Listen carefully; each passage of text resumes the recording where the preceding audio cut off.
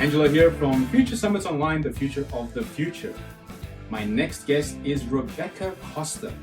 She is a global keynote speaker and best-selling author of The Watchman's Rattle and On the Verge, the future of everything.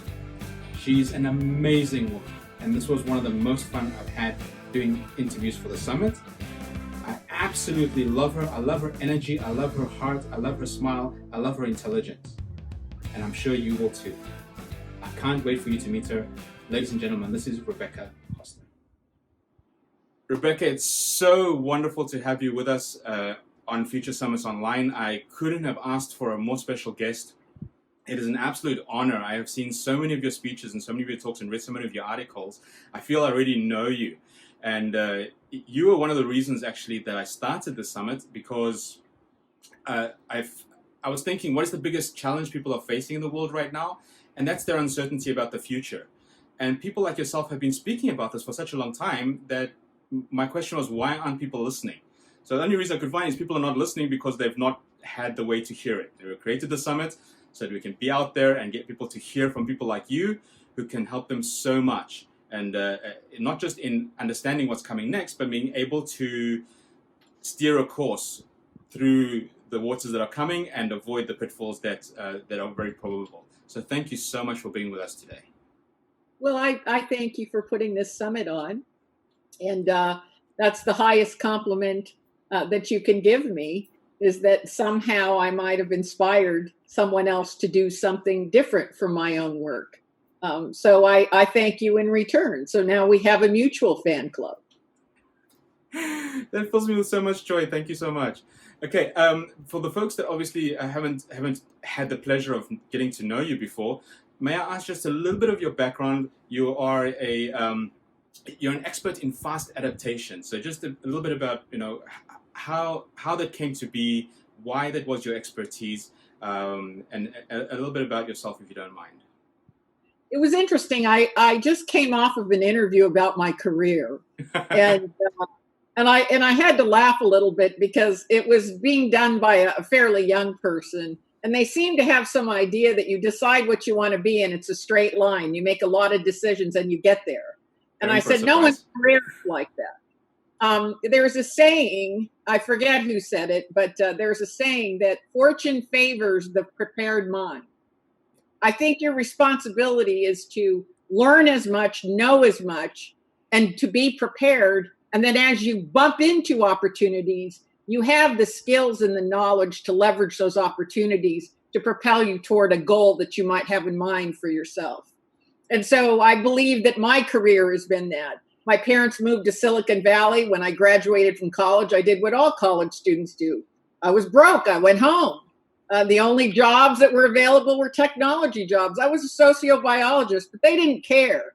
If English was your first language, you could get a job doing something. They stuck me in marketing. They said, you know a lot about human nature. Perhaps you can convince people that these things we're developing can't be lived without.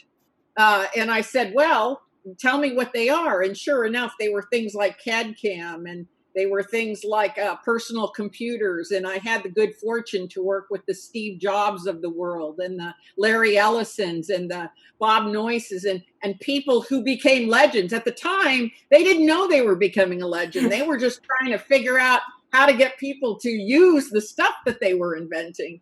And I didn't realize the importance of being in Silicon Valley during that very disruptive moment in time. As my career was growing and the pace of change was growing, I began keeping journals.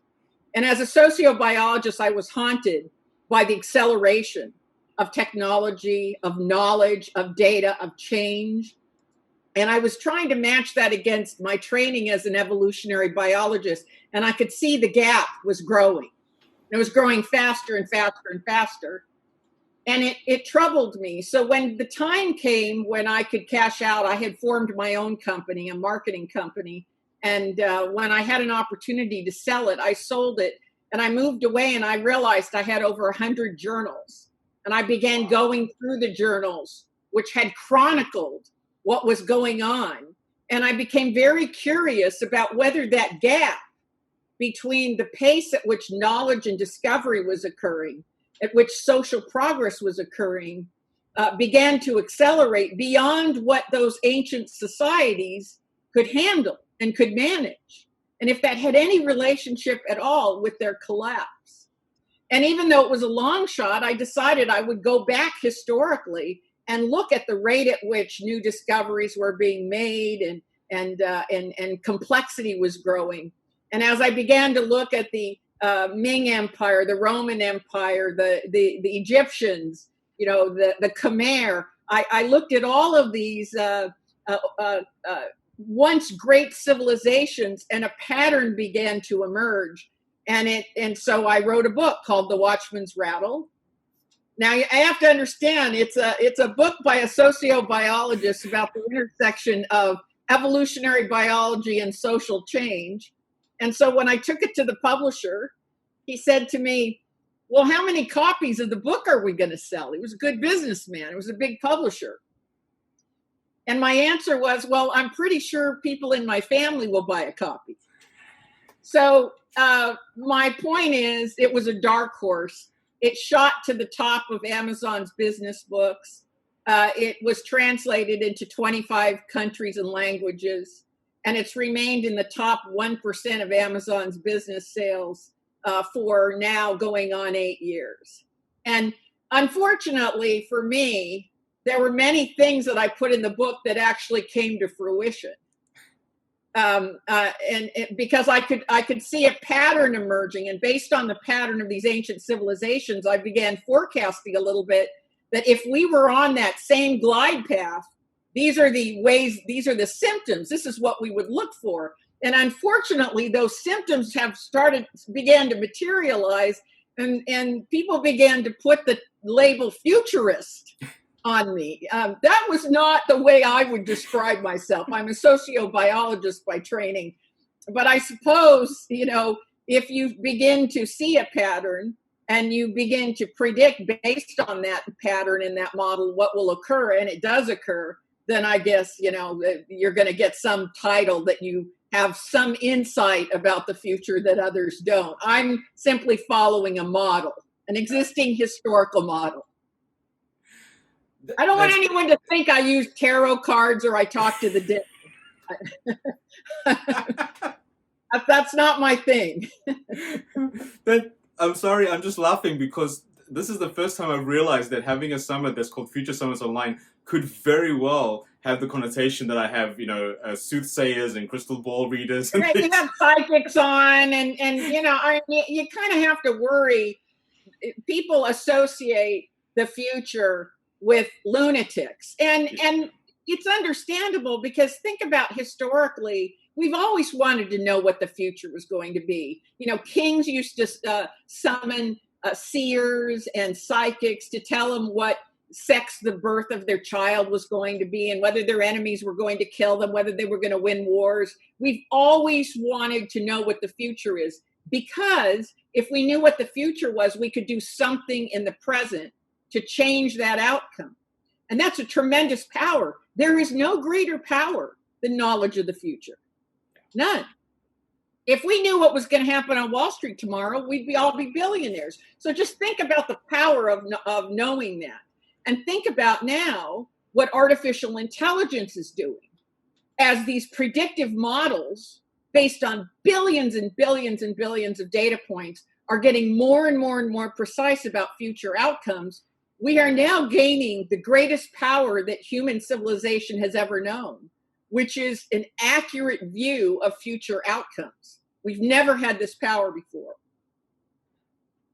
And it's absolutely fascinating. And I know a lot of people that I've been speaking to through the research and interaction are kind of putting a bit of a label of like the doom and gloom label of they're going to do this and the machines are going to do this and the AI is going to. But I'm really, really excited about that, because with that data and with that foresight, we can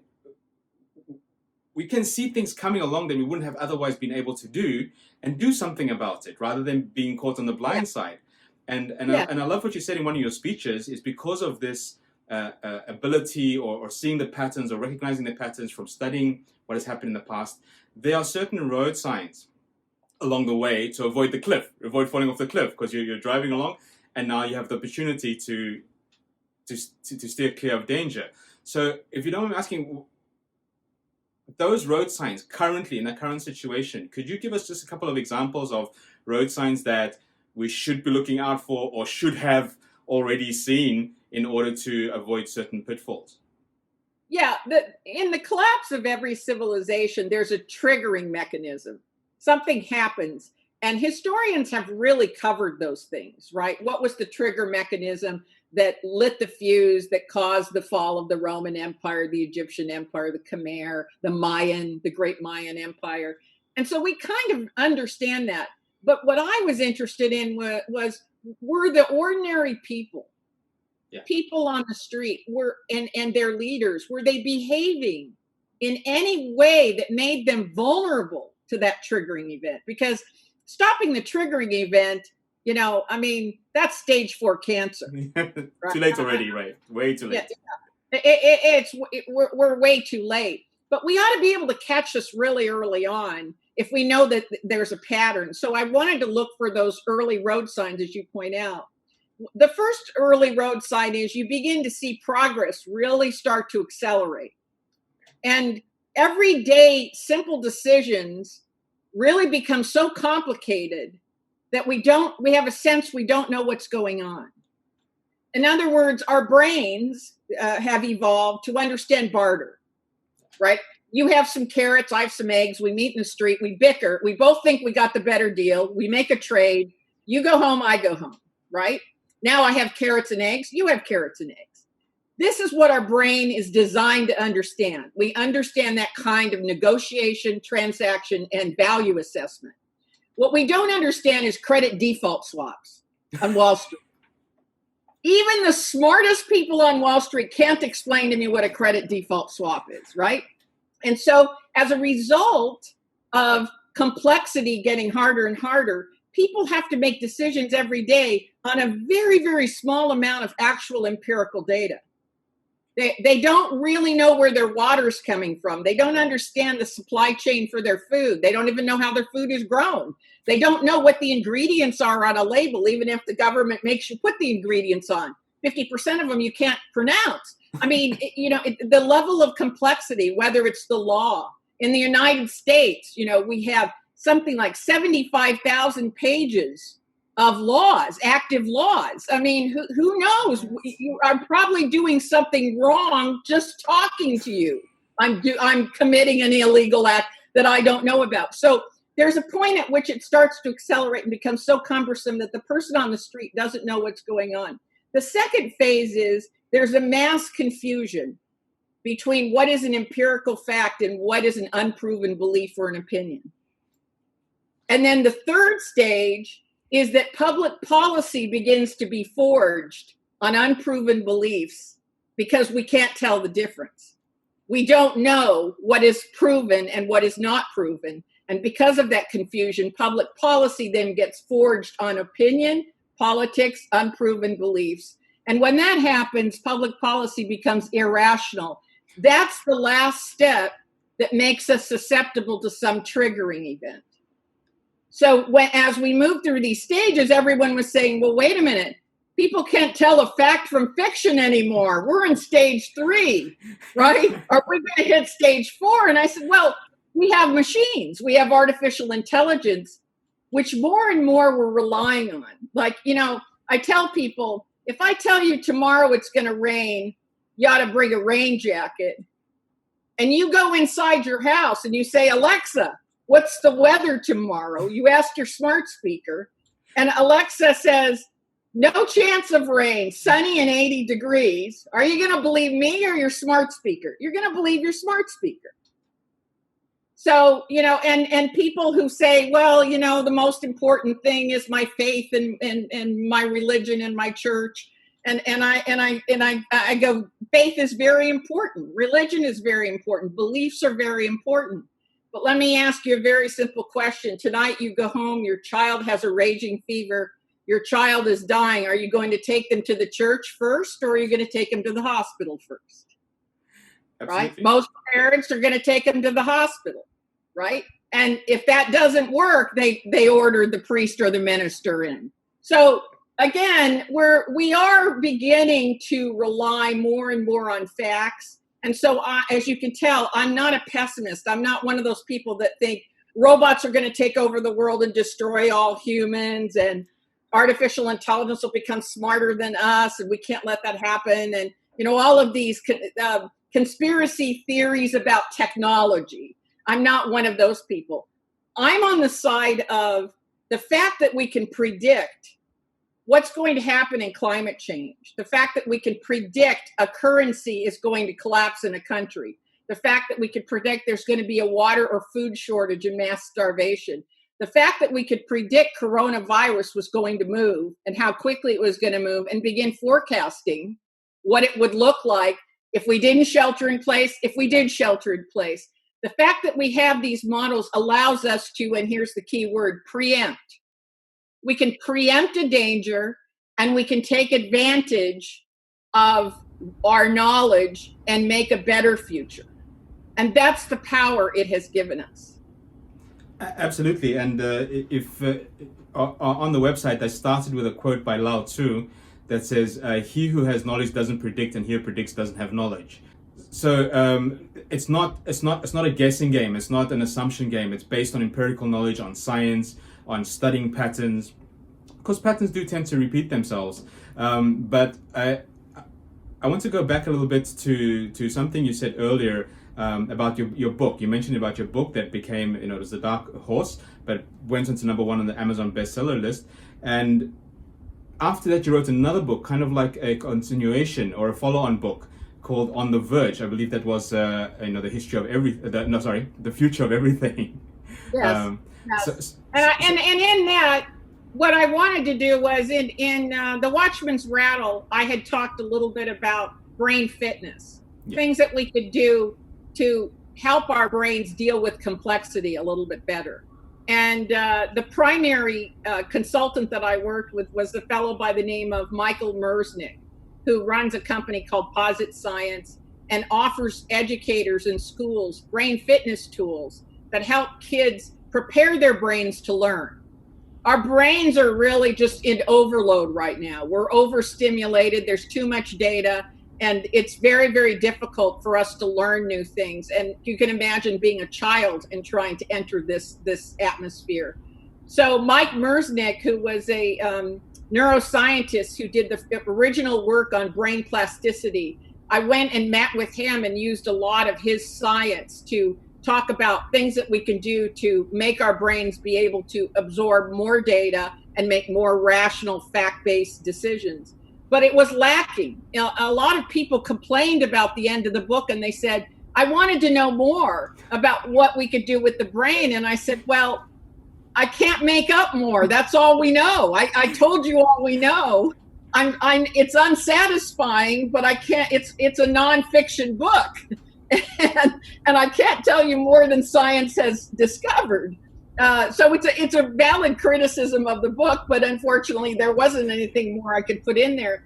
And I think that led me to the second book, which is basically looking at how artificial intelligence is really the solution. When you think about two clocks, the clock of social progress and the clock of biological evolution, this spacesuit, this biological spacesuit, this brain that we have, it's not going to develop new capabilities anytime soon.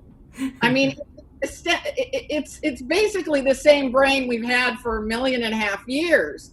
And it hasn't had a lot of change, but think of what we're expecting it to do. It cannot do what we need it to do right now. And so this is why we're relying on Alexa, and this is why we're relying on smartwatches and cell phones to remind us of every darn thing. And we need help. And if you think about it, all these devices we're developing are extensions of what we wish our brains could do organically. And that's one way to look at it. So the second book is really about the influence artificial intelligence has and its ability to carve much better social and public policy by preempting danger. We don't have to have these mass shootings. We don't have to have coronavirus. We already know where the problems are, and artificial intelligence can spot them and actually has solutions. It's just our willingness to let the data guide us. That's absolutely fascinating, and we don't have to have mass shootings. We don't have to have coronavirus. And I heard a historian, philosopher, Dr. Yuval Harari, mention that at this time, people are finally starting to listen to the scientists, which is very encouraging because you have something to say, and if you have something to say about how to prevent the mass shootings, which are absolutely tragic, and obviously coronavirus, which has blindsided the whole world and made us reevaluate everything, then I think it's about time we start listening to the scientists, what they have to say. When you think about it, the only scientists, if I used to ask people, name a famous woman scientist. And the only name... Marie Curie, only. Madame Curie, that was the only name anyone would come up with.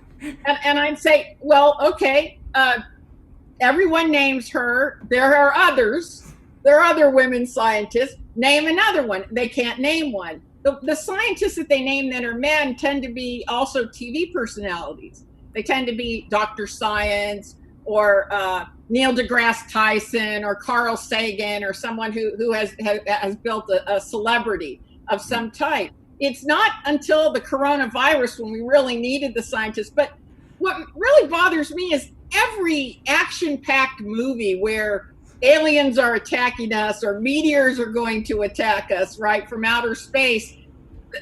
Have people forgotten that the scientist saves the world?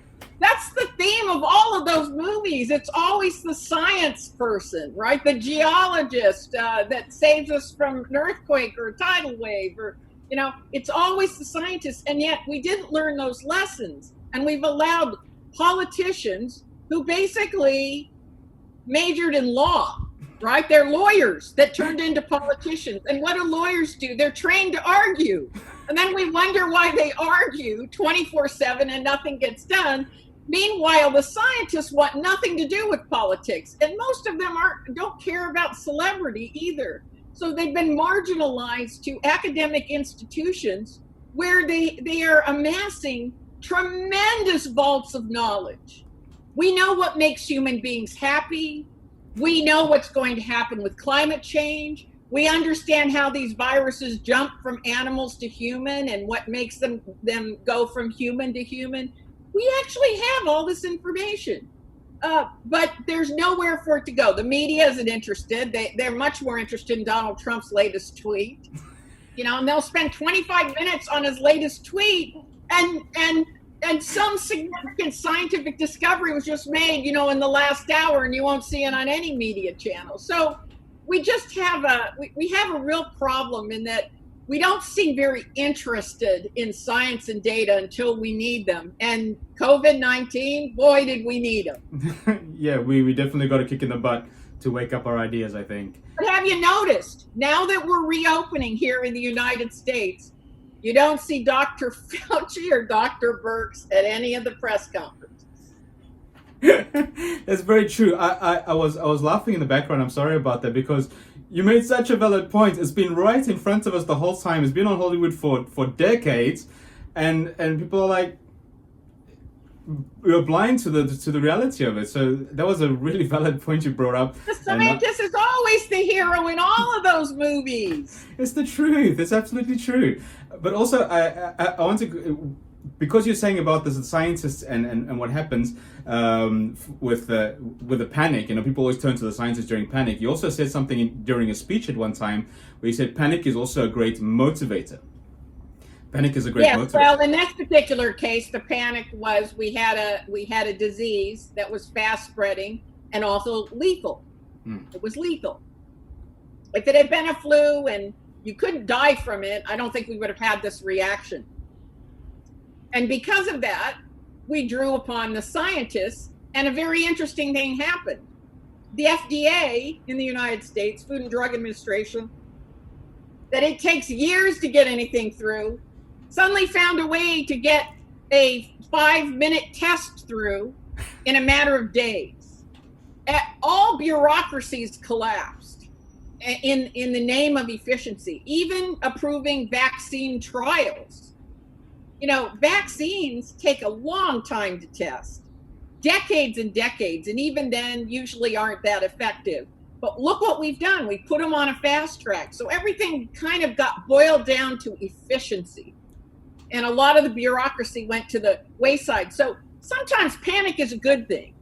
Panic will cause us to prize action, right, over deliberation and, analysis and paralysis, bureaucracy, politics. It really kind of shortcuts it. And you've got to now do something because the clock is ticking. Yeah, it is definitely ticking, and we can feel the pressure, we can feel the anxiety behind that.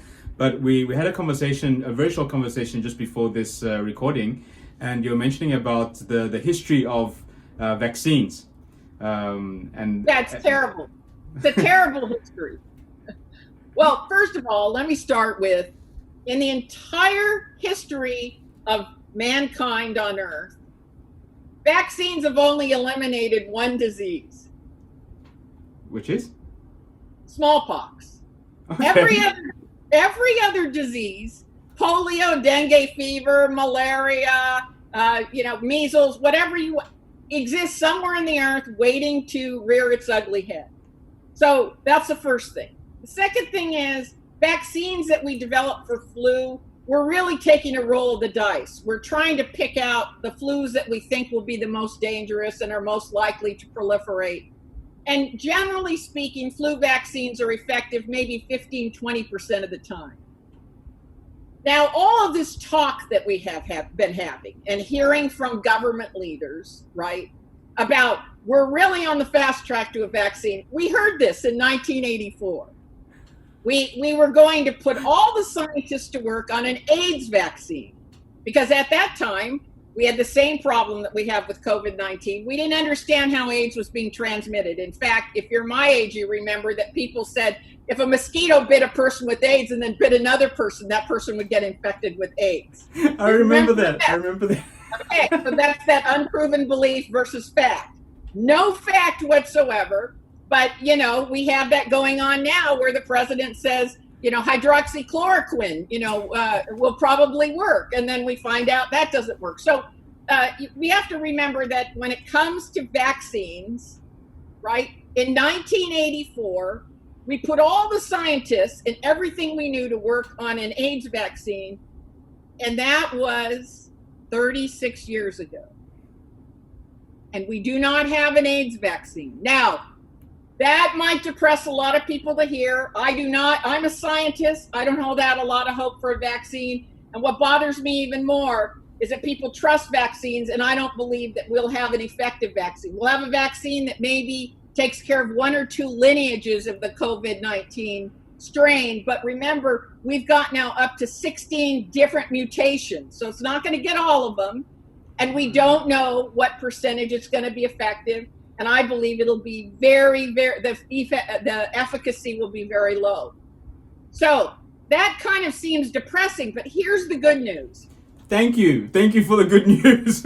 We have a lot of clues, really important scientific clues to treat COVID-19. So you're not going to even care that there's not a vaccine, because what's going to happen in the next 6 months is you might have some symptoms and difficulty breathing. You'll go down to your doctor. Your doctor will test you. He'll do a 5-minute test, and then he'll write you a prescription for something. And you'll take it and you'll feel lousy for one day, and then you'll go back to work. That's what's going to happen. We are very good at keeping you from dying of things, but we're not very good at keeping you from getting them. We can't keep you from getting cancer, but there's a lot of things we can do to keep you from dying of it. So this is the thing to know, is to watch for the treatments and the therapies. And I think that at the point at which you can't die anymore, or the probability of you dying of COVID-19 is so low, at that point, then the economy will fully open and people will be less fearful. Because if I can go to my doctor and just get a prescription and then I'll be fine, I'm okay to go grocery shopping without a mask. Absolutely. I love the perspective, and it's so on point with history. Certain things that were a death sentence years ago are now just an injection away or a couple of tablets. You don't die of it.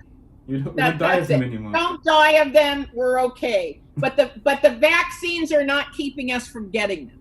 No. And I do not look. I look at history, and after 36 years, we don't have an AIDS vaccine, but you no longer have to die of AIDS. Yeah. And that should be all the proof I should have to offer that a vaccine is not around the corner. I would really love to continue with this conversation about the vaccine because it's so interesting and so relevant to what we're going through right now. But we are running out of time, and there are some things I really want to speak to you about really quickly, specifically to your expertise. And it's also relevant in the changes that are happening right now, and that is the skill of fast adaptation that you speak about, fast adaptation. So what I wanted to know from you is what are the first steps, or what are the resources available for somebody who wants to start developing the skill of being able to adapt fast to situations? And what might be some of the challenges they might experience in that pursuit, and how to overcome those? As a scientist, the COVID-19 emergency isn't any different from the subprime mortgage financial collapse, from a major climate event, from the collapse of a nation's currency overnight, from a terrorist attack. The actual fundamentals of what occurs are not that different. And here's what happens. Complexity shoots up exponentially, and the amount of data on which we can make a decision goes down. The historical data becomes a bit irrelevant.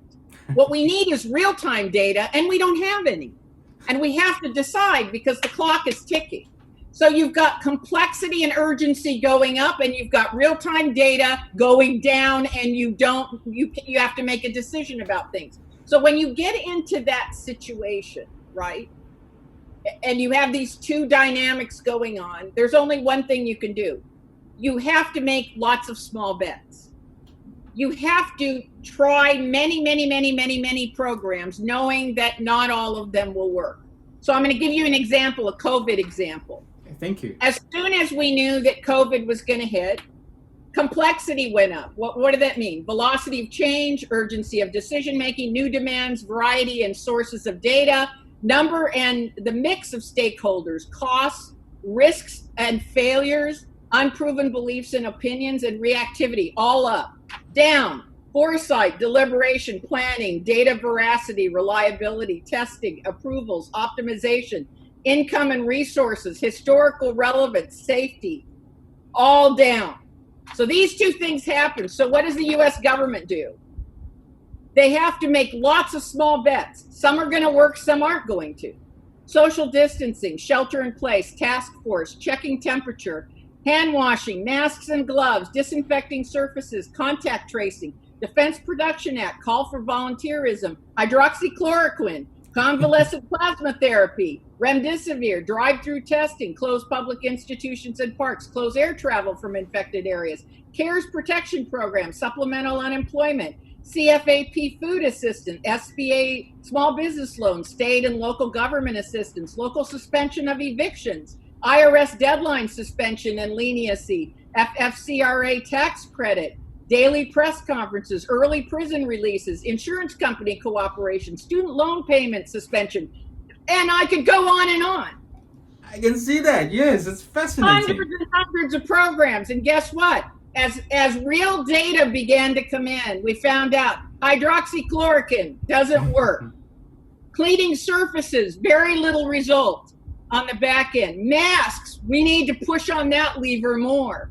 As real data came in and there were things that were working, we doubled down on those things, and things that weren't working, they fell by the wayside. In other words, you turn yourself into a venture capitalist. You're going to invest a lot into round one, and then you're going to measure carefully what the productivity of your investment is, and then certain things move on to round two, but it's a smaller percentage that move to round three, round four, and eventually you get down to a small group of programs and actions that are highly effective. But here's the thing: when you enter a complex, high failure rate environment, you cannot call it. It's a deadly mistake to try to optimize because you don't have enough real data on which to be able to make an optimal decision. So you must make an inoptimal decision and then carefully have triage points along the way. We all know what a high failure rate complex environment is. It's the stock market.